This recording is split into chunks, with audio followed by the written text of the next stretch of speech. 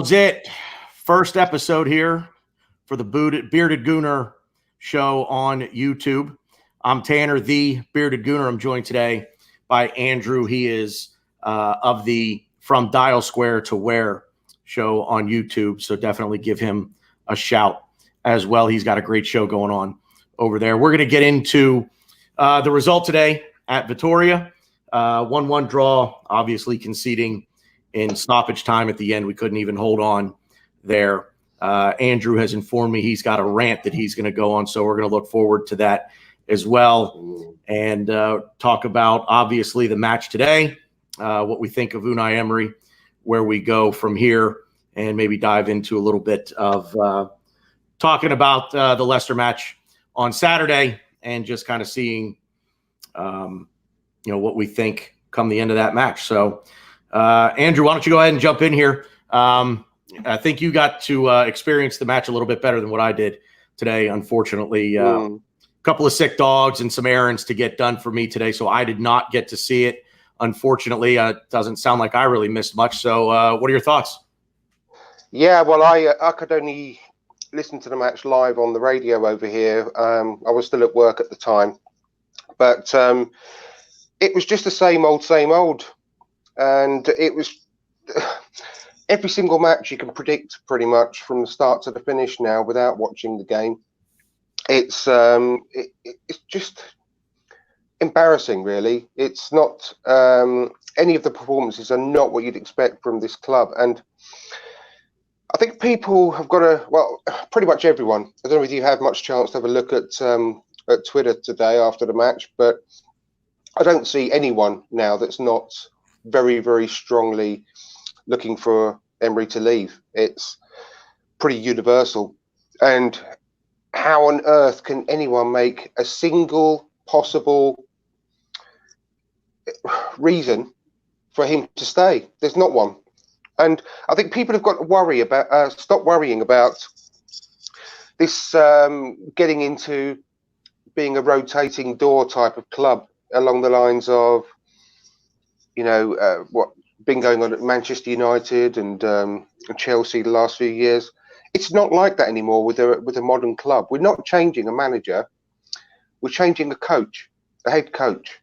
And the modern football club setup, which is the way that we're following, has got everything set up behind the scenes that an old-fashioned manager used to do. And there's a guy for recruitment, there's a guy that deals with the loans, there's a guy that deals with the finances. All we need from now on is someone to work with the players that they're given and to train those players and put them on a pitch to win football matches. That's all you need in a head coach now.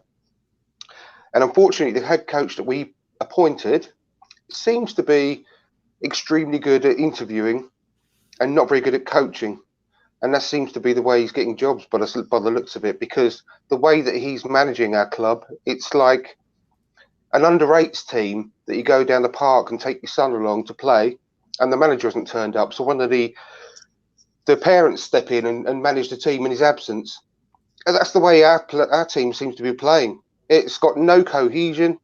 He's playing players out of position. And unfortunately, he's systematically ruining our players. No one can tell me, and I've just put a tweet out there not long ago, 10, 15 minutes ago, about Danny Ceballos, for example. You have a look at just to remind yourself about that absolutely incredible pass that he played against Romania for Spain in the summer. You have a look at the goal he scored for Spain against Poland. You have a look again at the debut he had for our club versus Burnley. And you try and tell me that the fans that have been going around the last few days saying that he's shit and we don't want to buy him anymore. I'm sorry, but no, he's not a shit player. He's a fantastic player with incredible skill, immense ability. He's only 22. We've got him from Real Madrid. He played 21 games for Real Madrid last year. So he wasn't like a bit part player. He played a big significant role for Real Madrid at a very young age. So he's actually gone from being this world beater against Burnley and for Spain in the tournament in the summer. And now he's a pale shadow of the player he was when he first joined us, just a matter of 9 games ago. and he's not played every single game. So he's played most games, but he hasn't played every game from the start, if you know what I mean. Now, he's played, I can work out, at least 4 different positions in our team so far. He's had no cohesion whatsoever. And by the way, all the players around him, they're also playing out of position. So one by one, our players are regressing under this manager very quickly. Now, again, exactly the same situation with Pepe. He's had no support on that right-hand side. He's just been chucked in.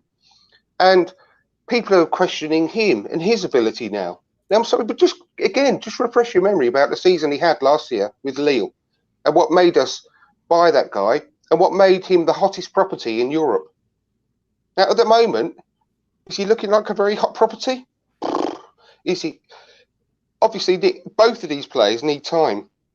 They're both young. They're both coming into a new country, don't speak the language, probably haven't got a group of friends and family around here still. They're still finding their feet, but people are still judging them. Now, unfortunately, they're not being managed by someone who actually knows how to coach them very well at the moment. And if it goes on, we're also going to lose Lacazette and Aubameyang and possibly Torreira as well at the end of this season. Now, I need to remind you as well, at the end of last season, we missed out on the top 4 by 1 point. So every single point is very important. Why wait till after the Leicester match when we're going to get hammered? Because we're already 6 points behind them. We're going to end up 9 points behind them. Their goal difference is plus 18. Ours is plus 1. So that's like another point you can pretty much add on to there. So why chuck away another 3 points when we've got the possibility of a new manager bounce before the weekend? And possibly just give Leicester a game. I wanted to ask you about that, Andrew. I actually put a tweet out, I think yesterday or the day before, basically asking that question. Do you think a new manager coming in right now would make that much of a difference against Leicester? 100%. Oh, yes, definitely. Okay. 100%. Who could be put in charge that would do any worse than we're playing at the moment? Oh, do you think any manager would be able to manage this group of players and only muster one shot against a team of part-time farmers like we did today? I think the question the board has to ask themselves right now is not who could do a better job than Unai Emery. It's who couldn't do a better job than Unai Emery at this point. So that being said, who would you? I guess we'll just dive right in to the manager search then. First of all, do you think Emery is done? Do you think the board will pull the trigger after the Leicester match? If we drop the 3 points, which I think at this point everyone is pretty much banking on. They have got to have got the message already just by Twitter alone at the moment. I mean, you read some of the comments that they put when the club put the final score 1-1 after the match today.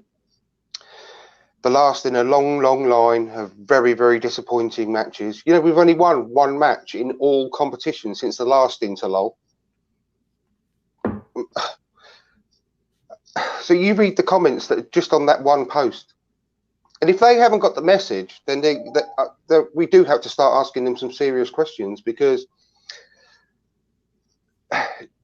we put in place Edu so that he could create the same kind of environment that Ajax have, Barcelona have. So when the young kids join our team, they start learning the same way of football that eventually all age groups will be playing throughout the whole entire club, with the Arsenal way.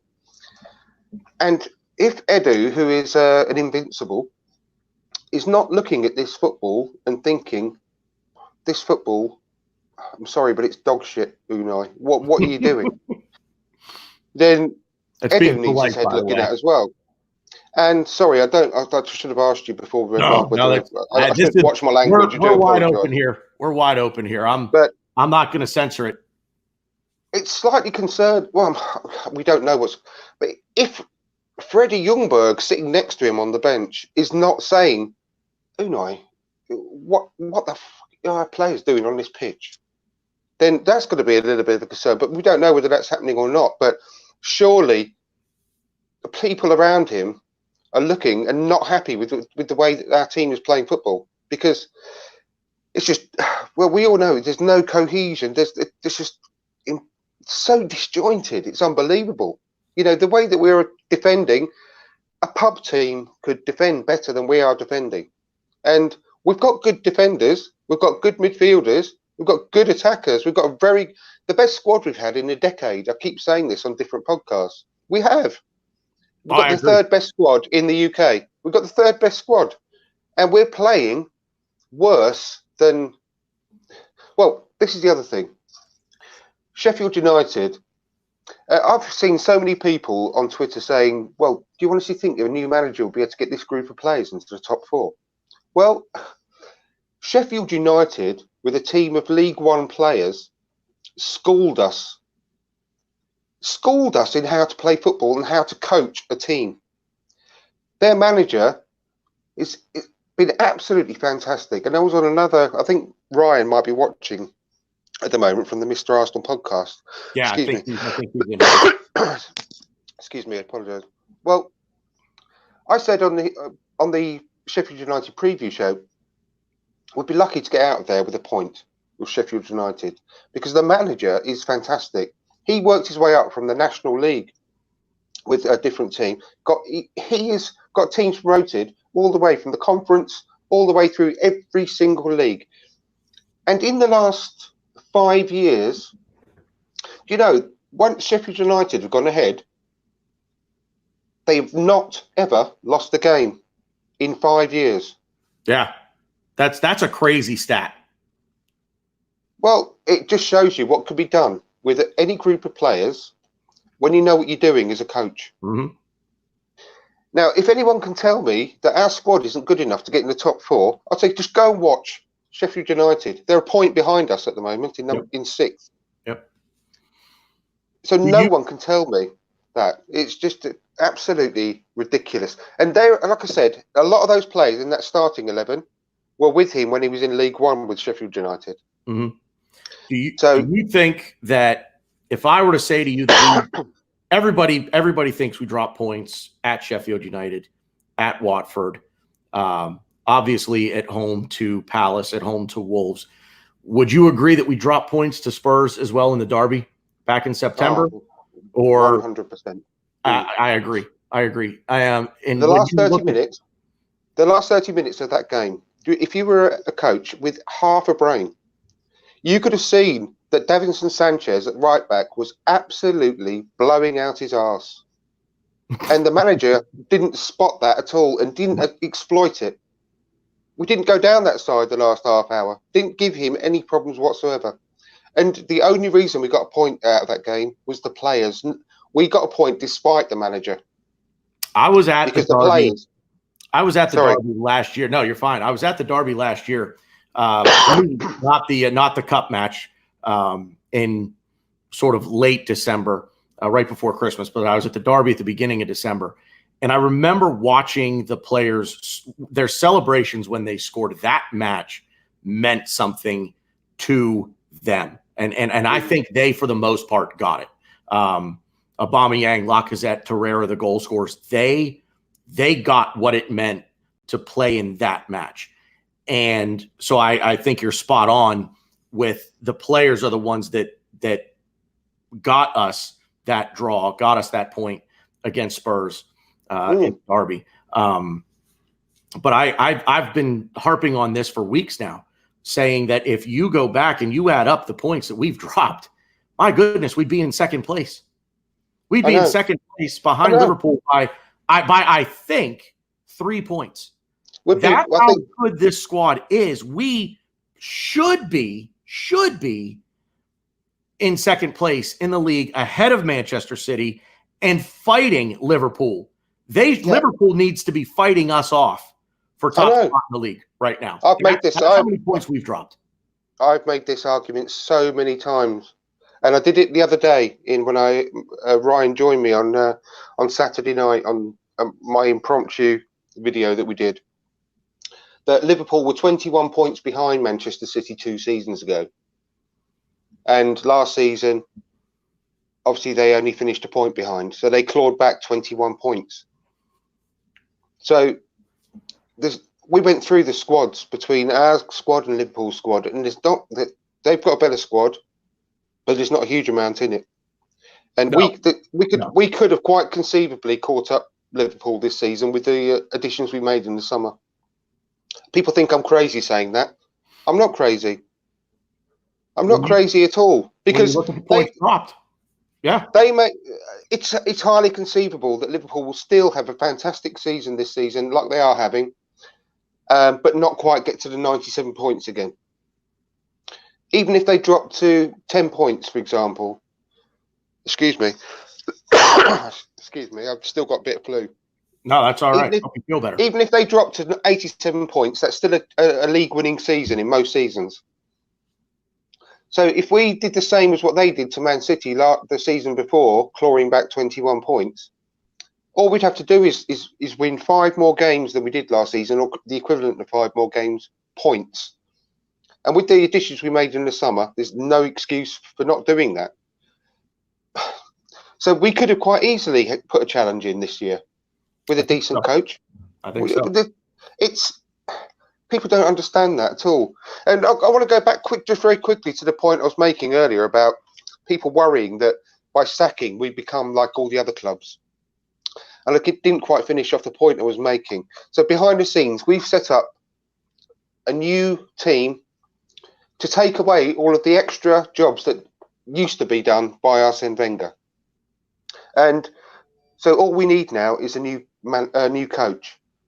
So by removing the coach, by removing Unai Emery, it doesn't disrupt the club one bit. It's not as if we're going to have to get a new coach in who says, "Oh, I don't like these players. I want to get all my own players in to work, do the work." It's not going to work like that anymore. Coaches come in and have to work with the players that they are given and make them better to win football matches. So by removing coaches in the future, it's not going to disrupt the club like it used to. So we've got to get out of that mindset that by sacking Unai Emery, we're going to go back to square one. We're not. We've still got the same squad, and we've got to get someone in who can work with those players. This is exactly down to, in my opinion, this is exactly down to Unai Emery, because the players, as you said, Andrew, the players are good enough. This is down to lineups, and it's down to tactics. And every single match, he just seems to get 2 or 3 players wrong, where you say, why aren't you playing him? And then what the players that he gets wrong in the lineup, he's then playing them out of position, and it's a double whammy. You just say, what, like you said, Freddie Ljungberg, what are you doing, Unai? What are you doing? And I agree with you wholeheartedly. This is a results-driven business, and this is a business, and people have to remember that they are in the business of professional sports. It's results driven. It's what have you done for me lately? And we, the fans, we, the supporters, can see very clearly, very plainly, Unai Emery is just not getting the job done. They're not. No. Players are not responding to him. Excuse me.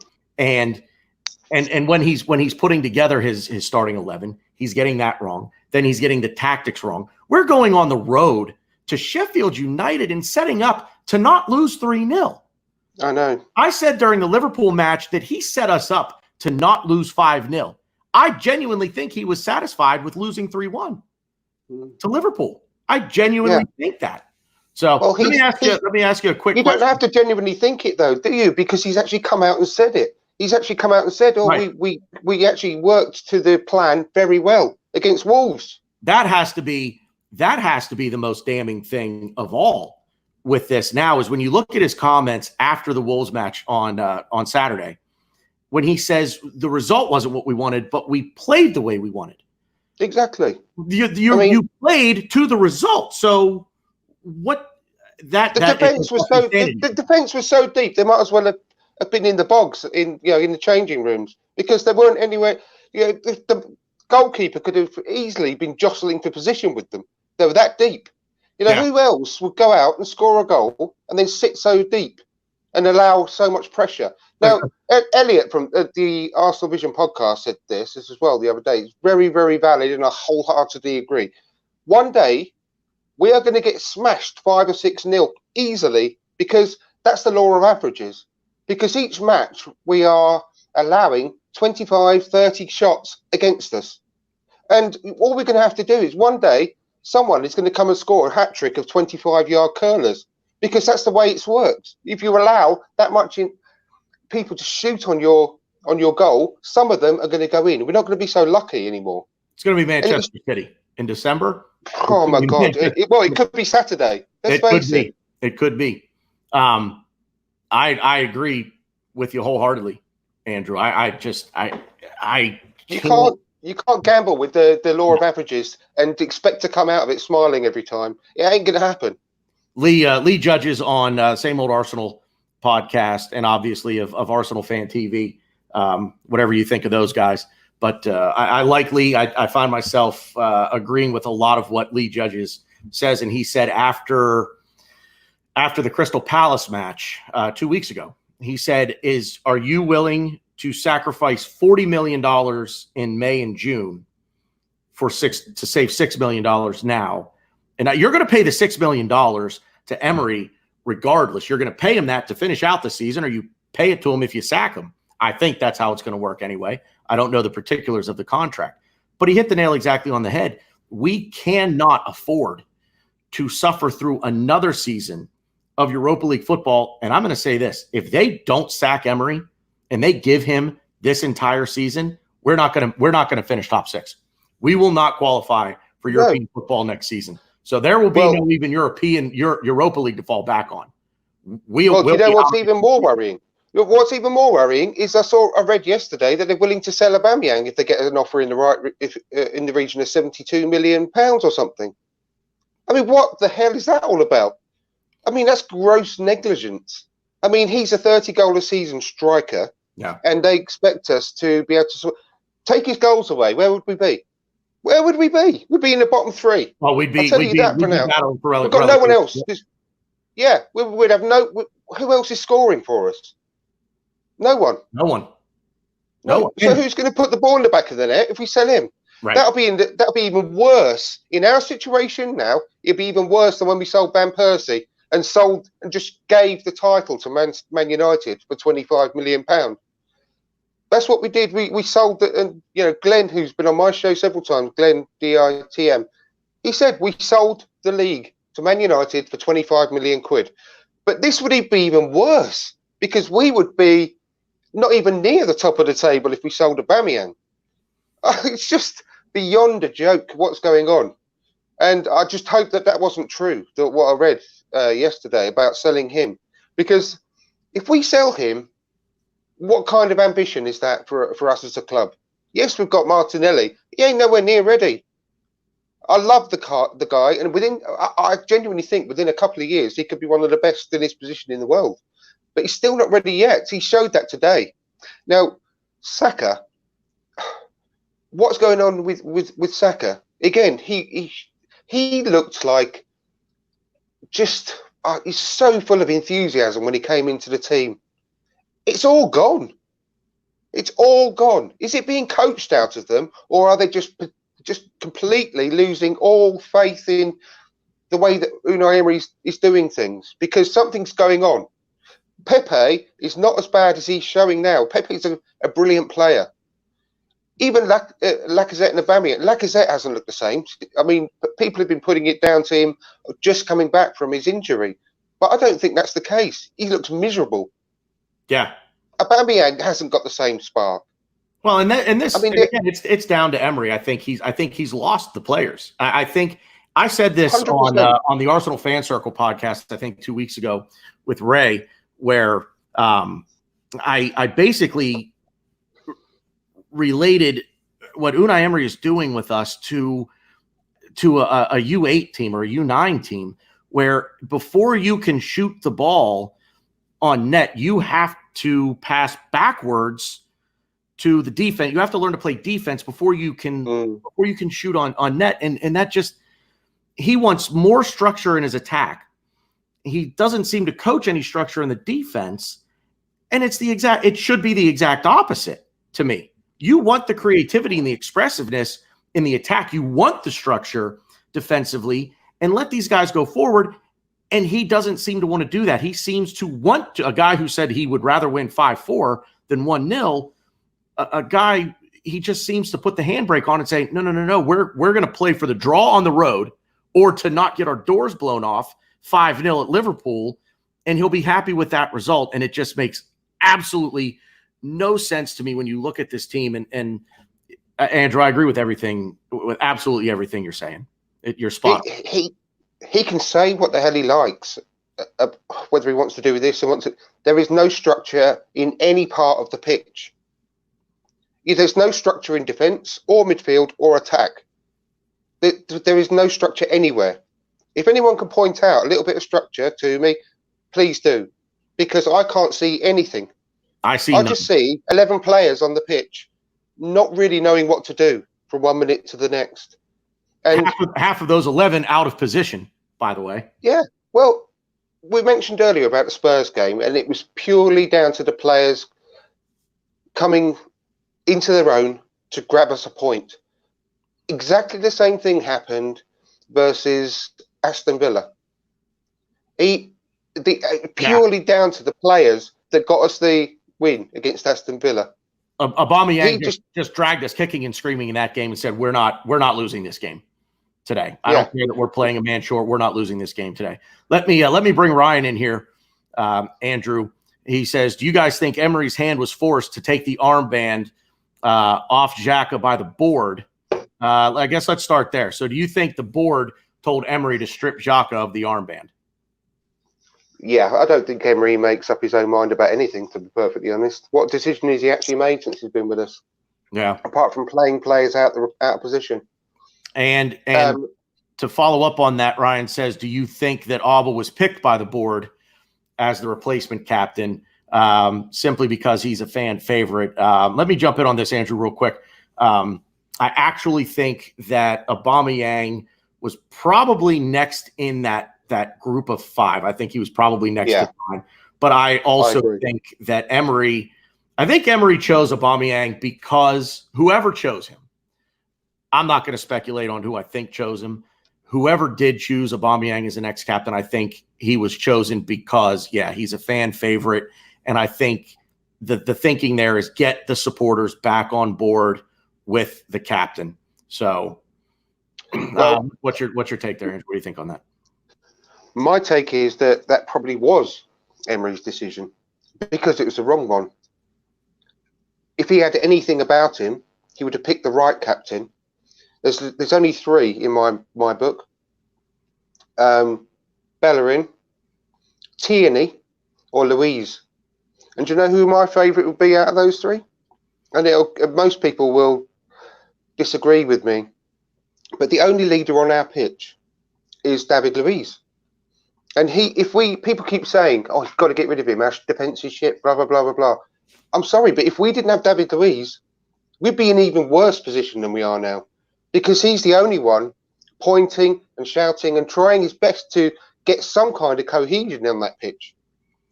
And Tierney's close to him because he does a similar thing. But David Luiz has been the captain of the team in all but name. And you have to watch him during a match and you'll see exactly what I mean. People won't believe me, but just watch David Luiz. And he's actually the only one trying his best to do things like that. Aubameyang, yes, he's popular and he smiles an awful lot. But what kind of leadership does he offer, really? He's probably he's obviously the most famous person in the team, apart from Mesut Ozil. And he's well known around the world and everyone loves him for obvious reasons. But as a captain, why would he in a million years be chosen as captain? He doesn't lead by example on the pitch either, because if he's not scoring, he's not doing anything else. He scored obviously in the last match against Wolves, but before that as well, he's done next to nothing in the matches, and it's not his fault. I'm not blaming him and I'm not knocking him. He's had no service. There's been absolutely zero support of the front three. basically, if they get the ball, they've just got to try and make something happen themselves. That's it. I'm with you on the Bellerin shout for captain. I really am. We've seen some improvement since Mesut Ozil came back into the team. Obviously not transformative, but we've seen a lot of improvement, and that just shows you whether he's clearly not the same Mesut Ozil we bought from Real Madrid, but he's still head and shoulders above anything else we've got in that end of the pitch midfield wise. Absolutely. Whether he's at 50% Mesut Ozil, is still better than anything else we've got. We've actually got no other number 10 if you think about it. Yeah. I want to get back to a point you made about Danny Ceballos, because I was at that Burnley match, and I got to tell you, I was up out of my seat easily half a dozen times with plays that he made in that match, and then just sort of fell off, and he just hasn't really been the same player since. And you're absolutely right. Mesut Ozil is the absolute. We still have yet to see. Think about this. We still have yet to see, arguably. I would maybe not arguably. I think our best player is at this point. I think it is Aubameyang.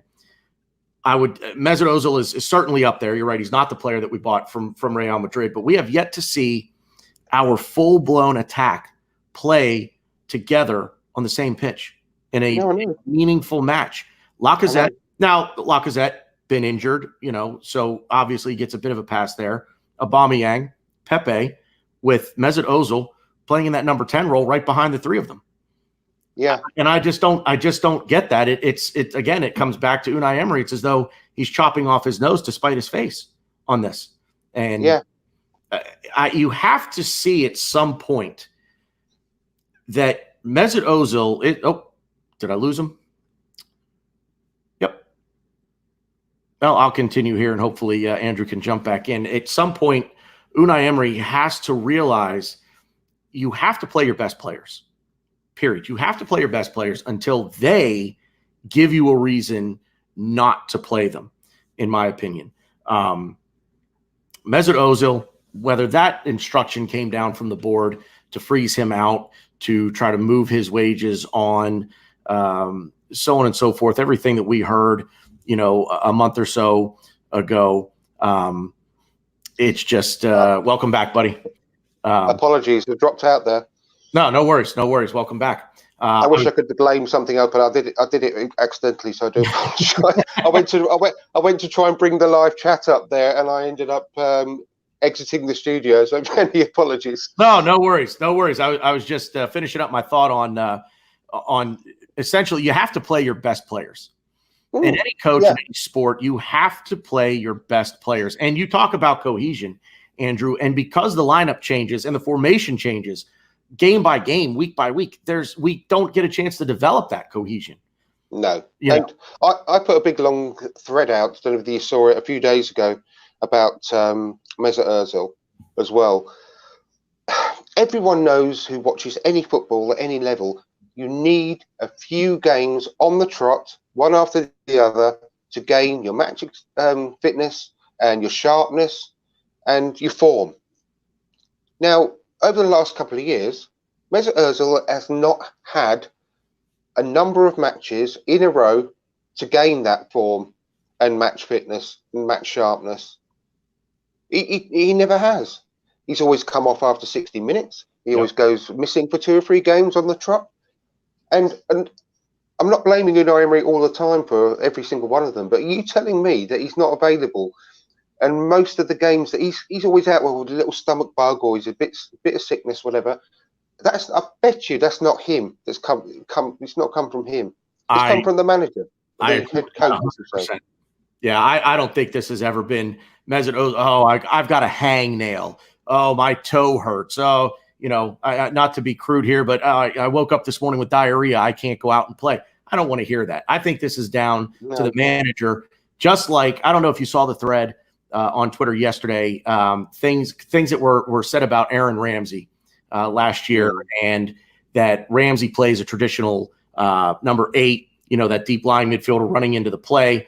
Unai Emery doesn't really play that style of football, so he didn't see a place for Aaron Ramsey, and that baffles me to no end. And it's the same thing with Mesut Ozil. I just don't think Emery rates him for whatever reason, and then doesn't use him properly. You know, he was playing out on the right-hand side against Wolves. Put him in the middle of the park where he can be creative. He can feed Aubameyang, Lacazette, Pepe, and just I don't know, man. I get to a point where I get speechless with this manager anymore. Against Wolves, quite often you actually look at the pictures. Mesut Ozil was picking up the ball from the defence, and Lucas Torreira is furthest forward. Yeah. You try and work that one out. I see people putting out their best starting 11, their predictions for a starting 11 in a certain match. And the Leicester match, somebody actually had Torreira so far forward, he was in the back of the net. That's where they put him. And that just – now, I have heard a rumor that Lucas Torreira wants to play a more offensive role. And I'm sorry, if that's the case, and I'm a Lucas Torreira fan, when we signed him last year, I was beating that drum to no end. This guy is going to make a difference in this team. He's a ball winner. He's a bulldog in front of our back line. He's going to get things done. And if he just so happens to find himself a little bit forward in a match where we're tied at the moment, we're losing, we're down by 1, and he's able to net us a goal, great. But if Lucas Torreira wants to play an offensive role, sell him. Sell him. That's not what we brought him in to do.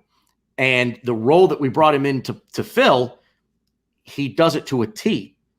And hopefully whoever the next manager is going to be, and if I'm not fully confident in this, it's going to depress me to no end. So I've convinced myself that if the result is what I think it will be on Saturday at Leicester, Unai Emery is gone straight away. The new manager has to come in, set these guys down and say, okay, this is your role. This is your role. This is your role. That's what you're going to play, period. If you don't want to play that role for some reason, then sit down. We're going to get somebody in who will. So Torreira has to go back to that defensive midfielder role, in my opinion. Well, I don't buy that rumor wherever you saw that. I really don't. Here again, Twitter, and you know how that goes. So yeah, I honestly don't buy that. I think he'd be so much happier playing the role where he flourishes for his previous club and country, and for us last season. And it's been said a number of times. I think it was Danny from the Birdcamp Wonderland. He's mentioned it a few times in the last couple of podcasts that he won 5 out of 6 man of the matches last season, playing that role exactly. And I think it was Amy Lawrence who told the story about how we sort of came about Lucas Torreira. And it was all about trying to find an N'Golo Kante with this new, the software that they're using. I don't know, I'm trying to think, the name is escaping me.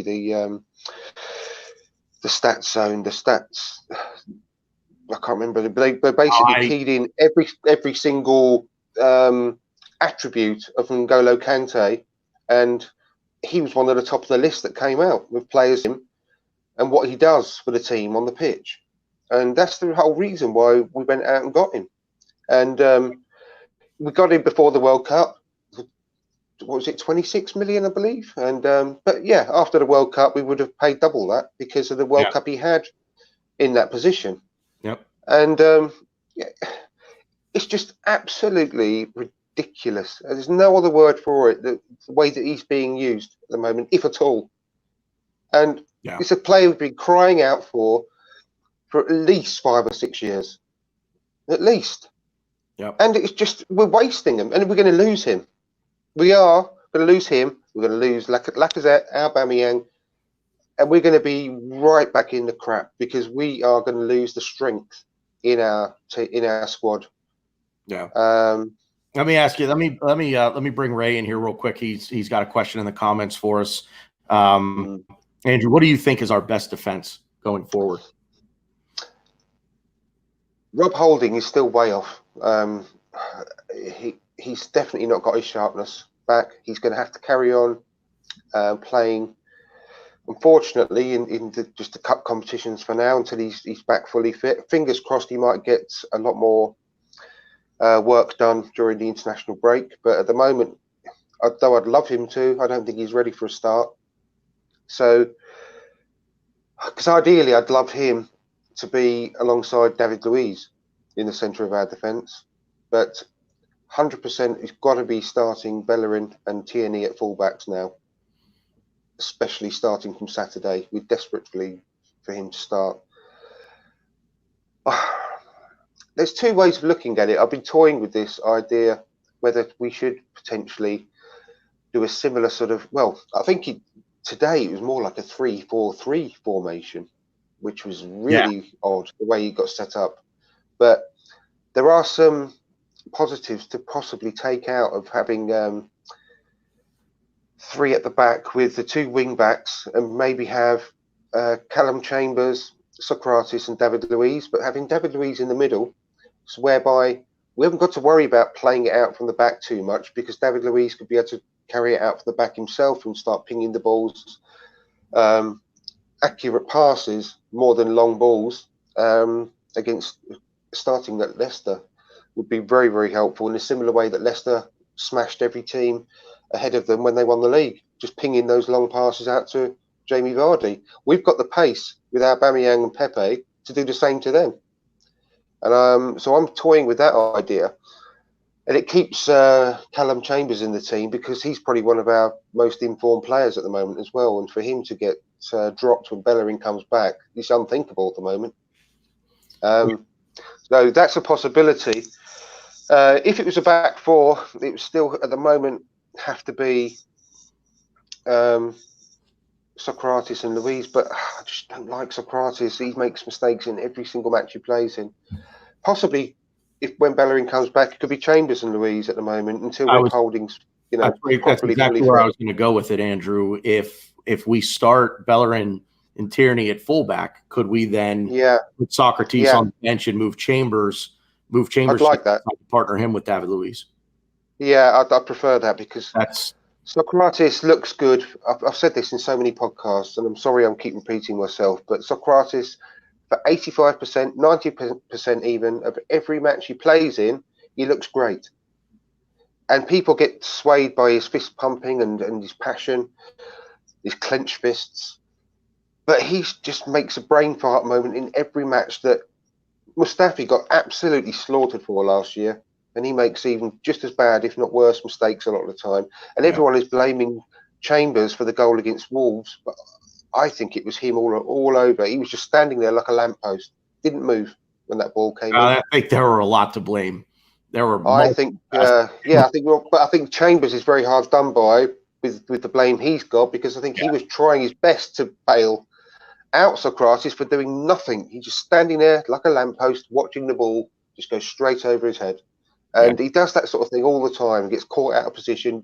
If it's too quiet a match for him, he'll run after the ball and try and get some excitement for himself. Yeah, and like he did us no issues. Their first goal.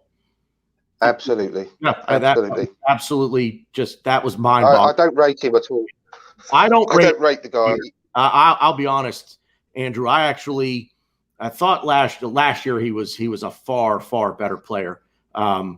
Still a little bit of the mental mistakes, but nowhere near to the degree that he's had this year.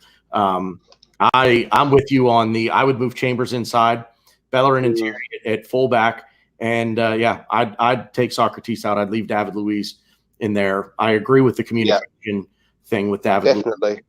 He's a guy he's pointing, he's talking, he's getting guys where they need to be. And look, they're not perfect. Look. Don't get me wrong. I was just about to say, don't get me wrong. He's not an absolute model defender by any stretch of the imagination, but he is by far the best central defender we've got. And he's not blameless, but he's let down an awful lot by the people around him. And more than anything else, he's let down by the manager not setting the team up right, because he's not getting any protection from the midfield that are in front of him. None at all. We just let the players run up to us and just bombard the goal with shots throughout every match we play, no matter what the opposition is. It's just always the same. And he's valiant in a lot of games. Yes, he's been caught out. Yes, he's made mistakes, but that is not just down to him. It's not all these issues we've got. It's not down to the defence alone. It's the whole team. The whole team. We're not defending from the front. We're not pressing like we're supposed to be, like he said that we're going to be. We've not got any protection from the midfield for the defence, and we've got no help from the forwards from the midfield either. There's no cohesion on any part of that pitch, and that is only down to one man. And David Luiz, yes, everyone is getting pelters from loads, big sections of the fans, and these people need to sit down and watch the match and realise what's going on, because people say the players have got to take a lot of the blame, and yes, they have in lots of cases. But I'm telling you now, most of our problems, not all our problems, is not down to the players on this occasion. It's down to the manager. And when it has been down to the players, it's because the manager hasn't helped, because he's ruining their confidence, or playing them out of position, or just not playing them at all. And that's the sum up right there. That's it. That's what it's all about right there, in my opinion. So, Andrew, let me bring Ryan back in here. He's got a question, and I'm going to let you take this one because, unfortunately, this is a bit before the age of the internet. So while I still rooted for them at this time, I was not really able to really know what was going on other than results. Do you guys get a bit of the Bruce Rioch situation with Unai Emery? Now, I know that Rioch coached the 95-96 season, my senior year of high school. But like I say, a little bit before the age of the internet, so I was pretty much confined to results, and that was it. So go ahead and take that one. Let me know what you think on Bruce Rioch and Unai Emery. Well, I do, yeah. I think there's a lot of similarities. I think Bruce Rioch was only ever a transitional manager as well, and there were a lot of issues with Bruce Rioch when he was around at the time. But my take on things, from a lot of the stuff that I've read, is that from quite early on within Bruce Rioch's tenure, David Dean, as it was then, had his eyes on Arsene Wenger. And I can't remember when it was, but there was a chance meeting between David Dean and Arsene Wenger, and he was hooked from the moment he met him. And at that point, he was over in China. And for some, we all know what a gentleman and a man of his word that Arsene Wenger was and is. And he'd agreed to a certain length of contract with the Chinese side, and he wasn't ever going to let them down. So we had to wait for Arsene Wenger. And I think from very early on within Bruce Rioch's tenure that was always going to be the case. And I think at the end, Arsene Wenger joined after the season had started in '96, and that was the earliest time that he possibly could. And I think Bruce Rioch was just unfortunately a victim of that, because from the moment David Dean became acquainted with Arsene Wenger, that was it. He was going to be our manager. And I think he was doomed to failure, really. But he was never the right guy, unfortunately, for Arsenal anyway, Bruce Rioch, because I think they thought they were going to get the next George Graham with Bruce Rioch, with the same kind of character, same sort of Scottish sort of hardness about him. But he was never the same character as George Graham was. It was never going to work, unfortunately. But it was meant to be, because he brought David Platt and Dennis Bergkamp to the club, and without him, we're not saying we never would have had them, but at the end of the day, they came in under his watch. So for that, we've always got to be grateful. But there are some similarities, because I don't think Unai Emery was ever more than a transitional manager for this club. But unfortunately, I think the board have been caught a little bit cold somehow. I don't know how, because at the end of the day, we all know he should have gone at the end of last season. Hindsight's a good thing, but I said it from the start. I said after the Crystal Palace game, he's got to go, because I could see the way it was going right then, the Crystal Palace game last season. When he came in, I'm just going to briefly say this again. I don't know whether you've seen my previous or heard my previous podcast. I've said this a few times, but when he first got appointed, I was unhappy because I didn't know much about him. So I did my research. And the best way of finding out about anyone, whether it's a manager or a player, is to find out what the fans think about them. Not what the media say about them, not what their ex-colleagues think about them. It's what the fans think about them, because that way you get the truth.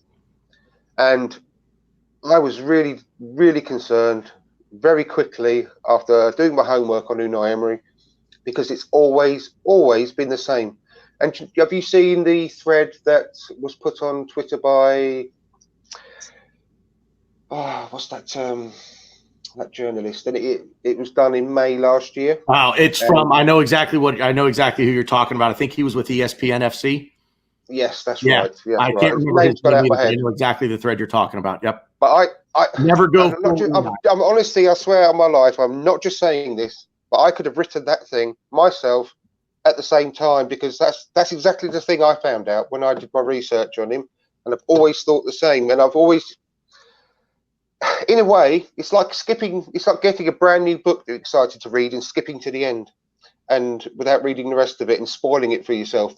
Yeah, because you can't wait, and that's the problem. I've always felt this way about him since very early on last season, and I was expecting all this to happen. And I've not taken any pleasure in that at all. But I would have got rid of him last season, no question whatsoever. And the fact that I still somehow feel that the board have been caught cold with this, because they were fully expecting him to be a transitional manager, but to be here for between the 2 and 3 years. I think that it's put them in a difficult situation now about which way to go. But there is only one way to go, and that is to get him out the club, get Freddie Ljungberg in. He's got Robert Perez with him. He's got Thierry Henry at the club pretty much every day at the moment. He can get as much help as he wants. He knows Arsene Wenger. He will be able to pick up the phone and speak to Arsene Wenger. He'll be able to call on loads of people for help if he needs it. But the club are very, very, very strongly tied to Freddie Ljungberg, hence his promotion. They want him to stay at the club. He has got very, very strong feelings that he wants to be a number one. If they mess him about with this next appointment and don't keep him interested, he will be off. They're going to lose him and he'll go somewhere else.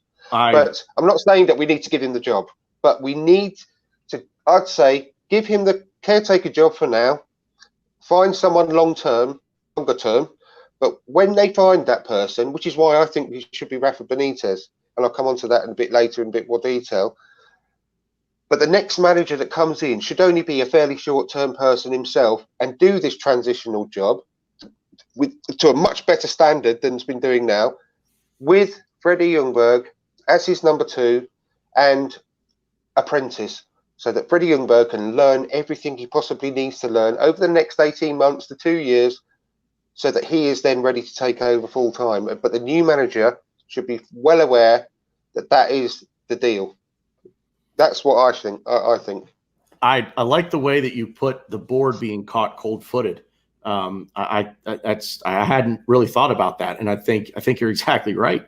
I don't think it's worrying though, because they should have known about this months ago. I think you always have to have a contingency plan in case your plan A fails, and I think their plan A has failed and failed miserably. Quite frankly, I was never a fan of the Unai Emery appointment. I didn't do the research that you did, Andrew. I simply looked at the results at PSG and the way that he handled things. And I could tell you right then and there, he is a manager who would excel with, give him Everton.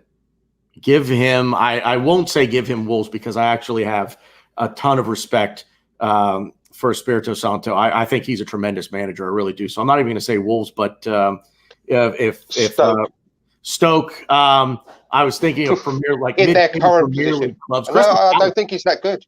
I don't think he's that good. I don't think he's good enough for the Premier League to overachieve, if that makes sense, because I don't think the expectations at a club like Paris or Arsenal, I think the expectations are too high. I think he needs to go to a club where the expectations are, hey, finish anywhere between 14th and 8th, and that's considered successful for that club. I think that's where he excels. He excels at clubs that he can take a little higher than what their supporters in the board expect them to do. And there's something there. I'll say one thing. You don't win the Europa League 3 years on the trot without having some ability as a manager. So I'm not going to completely slate him off. I think he needs to find the right situation. We were never, ever, ever going to be the right situation for Unai Emery. I want to touch on what you said about Freddie. Would you be willing to give Freddie the job full time if he took over as caretaker and got us top 4? It depends on a lot of factors. And you'd have to make that decision in the summer. Right. You wouldn't have to jump into it like Man United did with Ole Gunnar Solskjaer. Sure. You'd have to stick to your word, like they should have done, and reassess the situation in the summer. But I'm telling you right now, he will get exactly the same kind of instant impact that Ole Gunnar Solskjaer had when he initially took over at Man United, because it's a piece of piss to do that. The players will run through a brick wall for Freddie. They all love him. They all respect him massively. And he's been there and done it as a player. And that's a massive thing when you're also a pampered Premier League millionaire nowadays. Yeah. That's why I think some managers do struggle in some circumstances, because unless you have got the very, very strong personality, then you're not going to get the same amount of respect. Roy, it doesn't mean you were going to be a good manager either, because Roy Keane, you would have put money on Roy Keane being a massively successful manager. Yeah. Because of his background and his personality, you would say he's definitely going to go places. Same with Patrick Vieira. I would have put money on him being an Arsenal manager. But I'm really having my doubts at the moment, because he's doing despite a very good start, which I thought, oh, great, because, I really did have high hopes at the beginning of the season when he was showing, because Nice were right at the top of the table at the beginning of the season. Yeah. I was thinking, oh, yes, thank you. I was just counting the days until we had Patrick Vieira as manager. But now they can't buy a win at the moment. They think the last time I looked, they were 15th or 16th. I was going to say, they're just points above the relegation zone. And they've got one of the UK's most richest people as owner now. They're very, very wealthy, and they're still doing poorly. Wow. So I'm just a bit concerned. But I don't know what it is, and I could be wrong, but I did follow the under-23s a lot last season, and they were playing beautiful football. They all absolutely adored Freddie Ljungberg, the whole squad.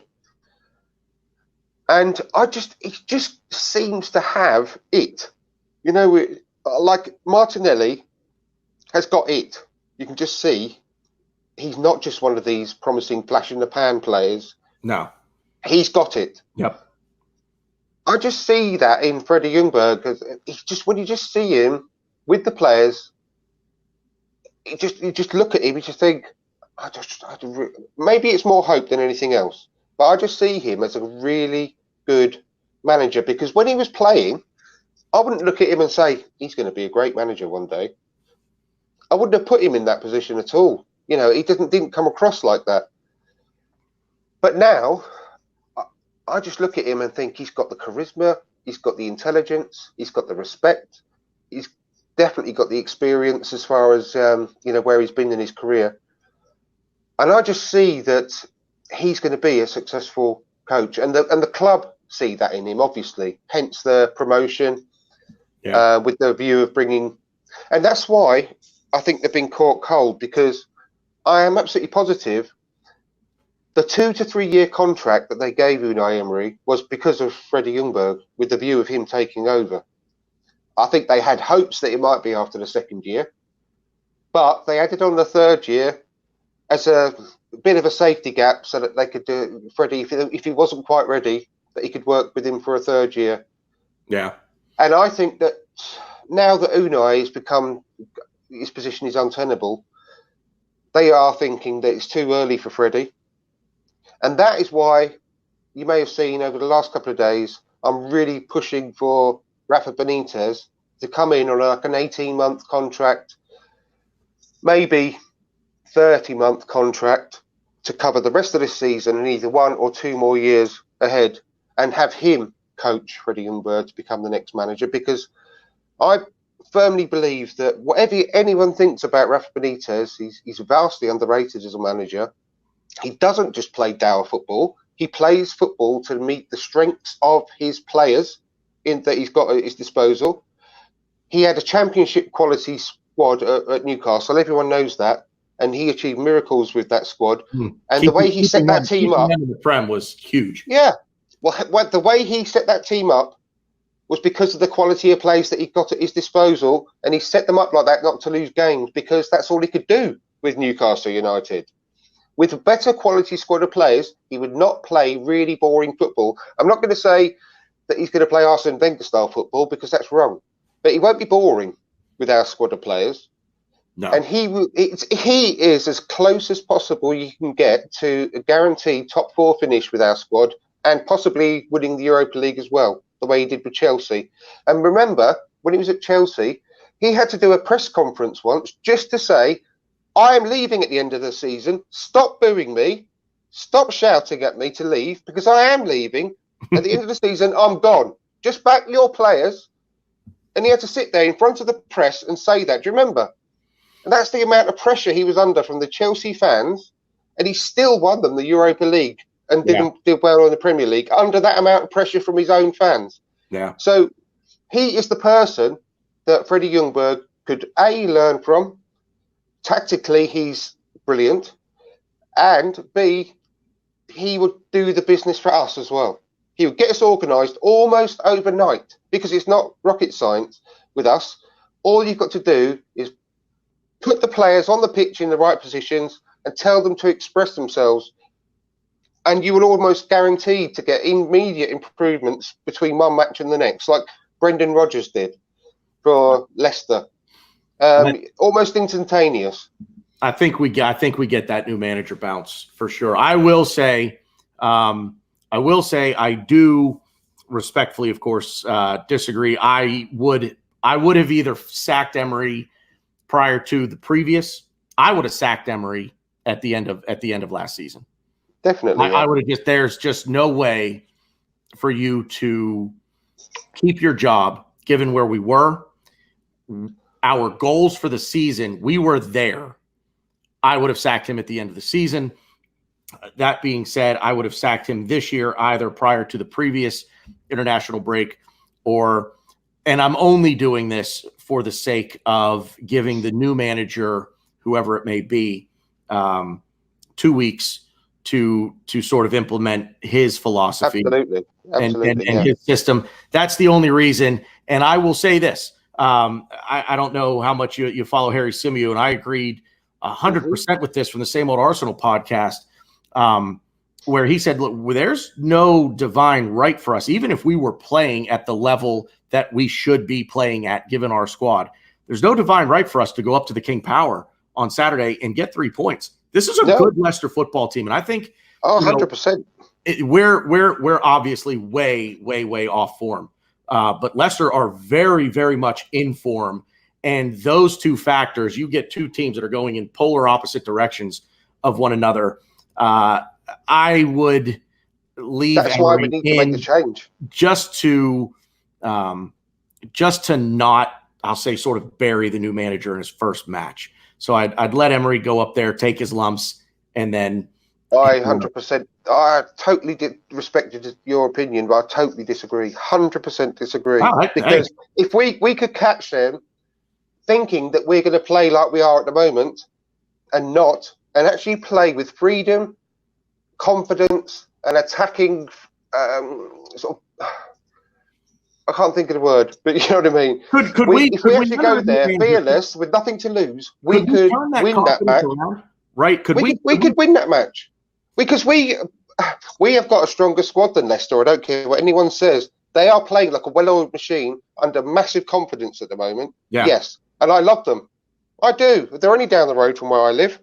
Yeah. And I could have possibly got tickets for this weekend, but I was very, very, very close to being scammed, which I've been saved from being scammed by a lovely person on Twitter. Oh, thank God for that. I know. But I've got nothing but respect for Leicester. I'm not knocking them. But as a squad, we've got a stronger squad. All we are lacking is the confidence and the organisation. and giving the team just take the handbrake off, take the handcuffs off, let the front three do what they want, let Mesut Ozil pretty much do what he wants, and build the team around them, because they're the ones that are going to score our goals, and make sure we are well organised enough to support the front three and the back four. If we can get someone that just knows what they're doing and to get that sorted, and we go up there with our moods completely lifted, because you can have your mood changed in a split second. You know that from your own life experiences. Something can happen. Sure. And you can go either from up there to down there, or up there to down there to up there within a split second. And that's what happened with Man United under Ole when he first took over, and they got rid of Mourinho. If we had that kind of uplift, there's no reason we couldn't beat Leicester and surprise them on the day. And I'm sorry, but we missed out on top four by 1 point last season, and we can't afford. We just know how important every point is. If we go up there and just give away those 3 points that we would do if we just let Emery take that match, then that could be the difference between top four and not top four at the end of the season. If we go up there and give ourselves a slight chance by lifting our confidence and getting a bit of organisation, then why wouldn't you do that? Because we are not going there under Emery, and we are not getting anything. That's a good point. 100%. That's a good point. Why not go for it?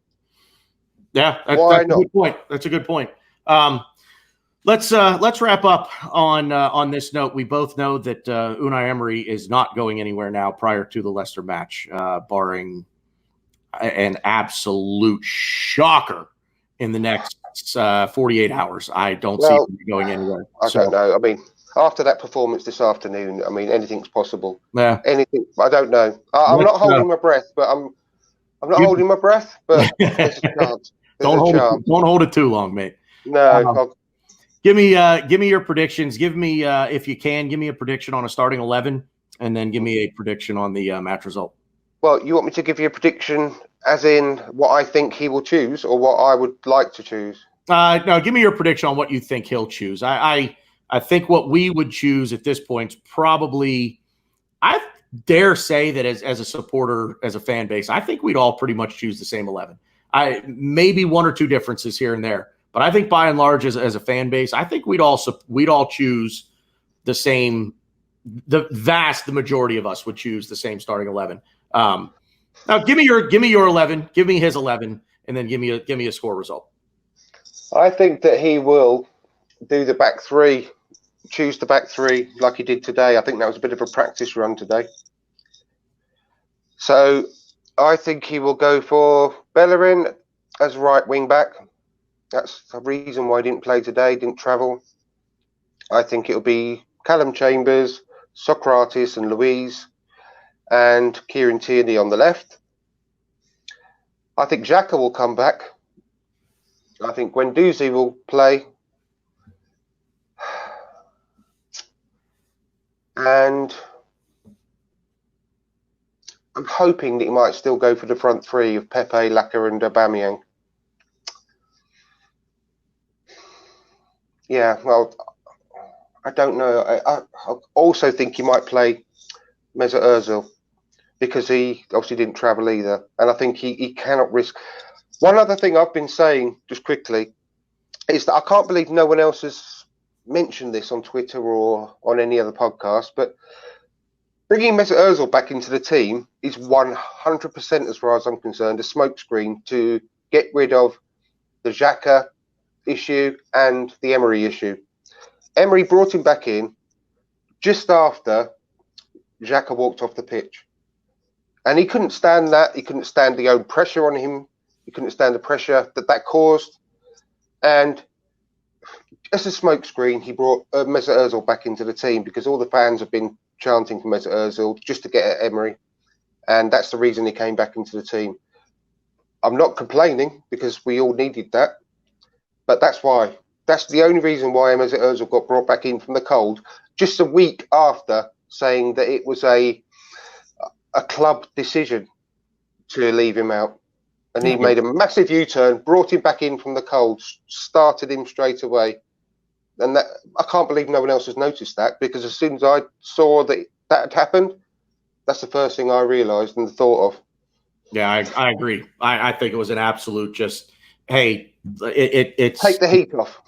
It's throwing a dog a bone, you know. Yeah, You're gonna go to the exactly. bathroom, your dog's gonna follow you in, you're like, here, take the bone, get out of here, Exactly. leave me be. That's I think you're exactly right. Yeah. So I'll just slightly revise my thoughts. I think it'll be in midfield, like I said before, it'll be Xhaka and Guendouzi, and then front three, Ozil, Lacazette, Aubameyang. You won't play Pepe because he played today as well. Yeah. That's my guess. And I think I cannot see anything less than a 3-0 defeat, possibly 3-1. And I'm just being honest because the way things are playing, we are dog shit. They are on high, and that if we get out of there with anything better than a 3-1 defeat, then we're doing all right under this manager. If we had someone else in charge between now and then, and we got that uplift, I don't see any reason why we couldn't possibly come out of there with a result. Nick a 2-1 win. Possibly. I wouldn't rule that out. I genuinely think it'll be that different. The mood would be massively different across the whole club. It'd be like a weight lifted off the shoulders, and anything possible then. Yeah, I'm with you on the starting 11. By the way, I think you hit the nail on the head there. I'm actually in full agreement with you there. I think today was the trial run on the back three with the 2 wing backs. Yeah, everything you said there, spot on. My prediction for a result, and I don't usually do this, so for those of you who follow me and you know anything about me at all, I'm a bit superstitious. I don't like giving predictions because I'm always afraid the prediction, if I predict the win, we're going to lose. But I am. You don't have to worry about that this weekend. I'm actually going a little worse. I think it's going to be a 4-0 defeat, and yeah, I just don't see. I think he's going to set us up in the hopes that we don't lose. I think he's going to set us up so that we don't get battered like Southampton or like Leicester did to Southampton on the road. I think if we come out 4-0, I apologize if you guys can hear my dog barking. She's who knows? She probably sees or senses a deer if you can hear that in the background. I think we'll take the lead. I think it's so predictable, and everyone will go, "Oh God, we're taking the lead," and then we'll sit back, invite pressure, and they'll score 3, possibly 4. But that's what's I think is gonna happen, and we'll only score because we've got Aubameyang, we've got Lacazette, we've got Mesut Ozil, and one of those will produce a bit of magic, and then we'll just sit back and throw it all away. Yeah, like we have been doing every game. We can't hold on to a lead. I think Leicester. I think they smell blood in the water, so to speak, and I think they're just going to come out gangbusters on us on Saturday. I think we're going to be on our heels the entire game, chasing the ball the entire game. I just don't. If we nick a goal in there somehow, some way, I will be absolutely stunned. And I hate to say it, and that's where I think that's where most of our fan base is at this point. That if we score a goal against a very informed team, we're that far off of where we should be right now. So, I would not be stunned if we scored in any game, even if we played against Barcelona, but because we've got the brilliant players to do that. What I'd be stunned of is if we come out of there with a result. Yeah. Now, if that is why, if we did change the manager, stick Brady in charge, put Robbie Perez next to him, or get Dennis Bergkamp in, then we could really shock them with a great performance. But that would only be befitting of the squad that we've got. Our squad is more than capable of giving anyone a game. So if we got that uplift, then we give ourselves a chance. Genuinely give ourselves a chance. In fact, I would go as far to say, and I genuinely mean this, if we had a match on Sunday, for example, against Liverpool, and we changed our manager tomorrow morning to Freddie Ljungberg, I think we'd really push Liverpool on Sunday, because that's how good the feeling would be throughout the whole club. and the players will get such a lift and such a boost of confidence would actually give them a game. I think the weight would just be lifted off their shoulders, and especially they would play with freedom. I think that they are shackled at the moment with massive weights around them, and they are looking miserable, all of them. Yep. And I genuinely think we'd actually give Liverpool a game and possibly even beat them, like Villa nearly beat them at the weekend. That's the difference I think it would make by making that change. And I just hope to God that they see sense. I really do, because if I have to go through this, I mean, this is one. Sorry, I know we've got to go. But one other quick All right. People are saying, well, let's wait till January. Do it now, because the new manager would have a couple of months, well, not quite a couple of months, but a few weeks to get used to the squad, to see whether they can possibly bring someone in January for a start. Yeah. See just to give some advice, and then they've got the whole rest of the season to get used to the whole new set of players and get them used to the proper formation, way of playing, strategy, everything.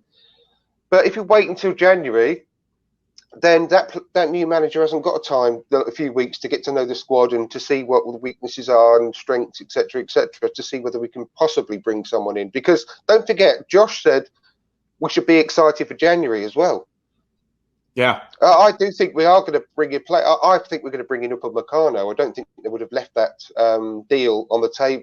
I think when we made that offer for him in the summer, I don't think Raul would have just walked away and wasted all that. I think he would have been working behind the scenes between the summer and now, and to get that deal over the line in January, because he's flatly refused to sign a new contract, that Upamecano. Yeah, as well. Yep. So I think I'm 100% that he's coming into the club as close as possible to be. So I think do it now. Get the uplift and see where we can go with that, because I think that's all that's holding us back, and a bit of organisation and playing players in the right positions. That's all that's needed at the moment. It may sound very, very simplistic, but that's all it will take. It sometimes simple is good. Sometimes simple is good. So, Andrew, listen, thanks for joining me here. This is my first. I really enjoyed it. YouTube channel, and really appreciate you coming on, man. Lots of good stuff. Everybody, if you're not already, I know you got quite the following out there, brother. Andrew from Dial Square, check him out. It is From Dial Square to Where on YouTube. Thank you. Hopefully, you guys liked what you heard today. Maybe we should do a regular transatlantic show between us. Well, that would be great, man. I'm constantly in and out, so unfortunately for me, I really need to set a schedule here and really stick to it. I wanted to get on earlier today, but a couple of sick puppies here. Unfortunately, they caught a bug, and I hope they're all right. They should be just fine. So good. Hey, yeah, Andrew, let's talk, and hopefully we can. Figure out something, definitely a full-time transatlantic show here. That'd be great. I'd love that. Yeah, I really enjoyed it, mate. Now, likewise, I really appreciate you coming on. And thanks to everybody who joined us live, and to everyone who is going to watch this on the replay. Really appreciate it, guys. As always, other side, up the Arsenal. Thanks, Andrew. Up the Arsenal. Take care, mate. All right. Bye-bye. You too. See you out there.